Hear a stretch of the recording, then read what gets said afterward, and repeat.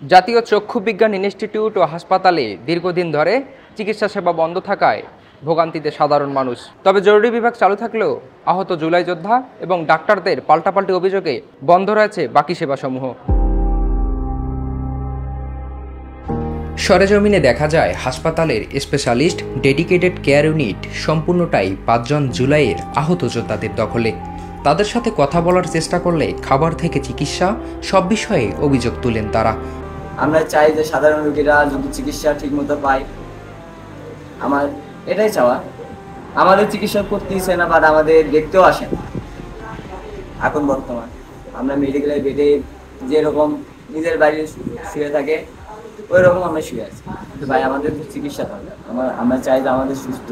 আর ওদেরকে যে থাকার যে বিষয়টা বলতেছেন, আসলে যেটা ওরা তুলে ধরছে, কারণ ওরা এক একজন মনে করেন সিলেট থেকে আসতেছে, নোয়াখালী থেকে আসতেছে, তো সাথে সাথে আসার সাথে সাথে কিন্তু আপনাকে হাসপাতাল সার্ভিসটা দেয় না। ওই সময় একটা মানুষের চোখের যন্ত্রণা নিয়ে যখন আসে, যেমন আমার একটা পেশেন্ট, সে আহত, জুলাই আন্দোলনে আহত, সে যখন আপনার সিলেটে হয়েছে, অ্যাক্সিডেন্ট হয়েছে, সিলেটে ওখানে তাকে সার্ভিস দেয় নাই, তো সেই সাথে সাথে চক্ষু বিজ্ঞানে আসছে, আসার সাথে সাথে সে এখানেও সার্ভিসটা পায় না। কেন পায়নি? সে ভর্তি না, ডাক্তাররা তাকে ওইভাবে সার্ভিসটা দেয় নাই। তো ওই অবস্থায় মনে করেন তারা খুব হয়রানি হয়, যেহেতু তারা দূর থেকে, যারা কাছের তারা কেউ কিন্তু হাসপাতালে নাই, দেখবেন হয় কেউ সিলেটের, কেউ নোয়াখালী, কেউ বরিশালের, কেউ যশোরের, এত দূরের মানুষ। যেখানে প্রতিদিন 3000 রোগী চিকিৎসা সেবা পেত, প্রায় 1000 অপারেশন হতো, কোটি টাকা ব্যয়ে নির্মিত এই হাসপাতালটি এখন অভিযোগার দোষারোপের কারখানা। কর্তৃপক্ষ জানিয়েছে ডাক্তার ও নার্সরা ভয়ে যেতে পাচ্ছেন না তাদের কাছে। এছাড়াও তাদের সকল অভিযোগকে পাশ কাটিয়ে উল্টো অভিযোগ তুলেন তাদের বিরুদ্ধে।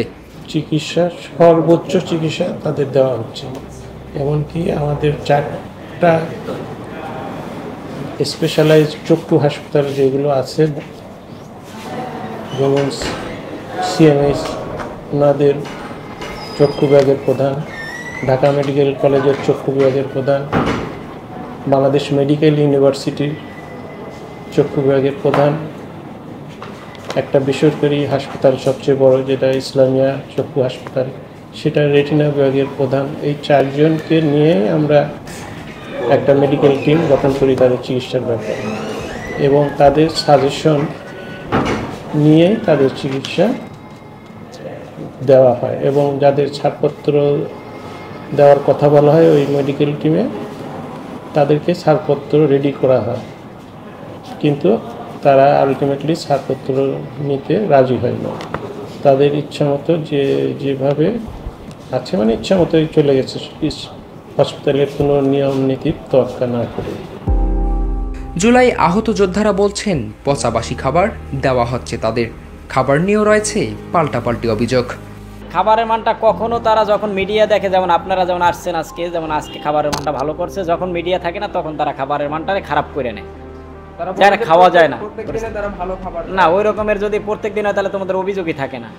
যেমন আজকে মিডিয়া আসছে, আজকে মিডিয়ারে দেখানোর জন্য সেটা ভালো খাবার আয়োজন করছে, যখন মিডিয়া থাকে না, থাকে না, তখন তারা আবার ওই আগের পেশায় ফিরে যায়। না না না, এটা পুরোটাই অসম্ভব। কেউ কি মানুষ হয়ে কেউ কি পচা খাবার দেয় বলেন? তারা তো অসুস্থ, তাদের কি পচা খাবার কি আমরা দিতে পারি?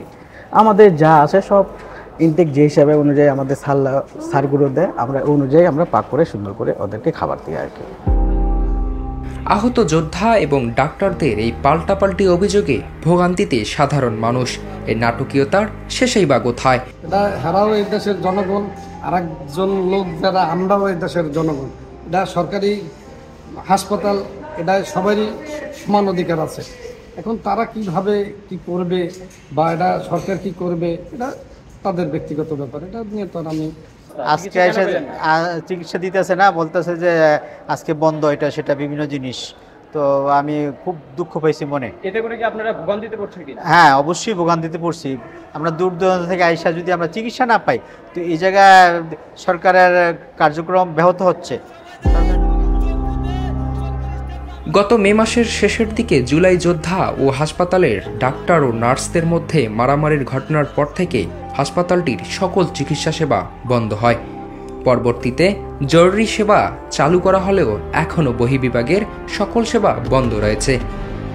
তবে কর্তৃপক্ষ জানিয়েছে শনিবার থেকে পূর্ণাঙ্গ সেবা চালু করা হবে।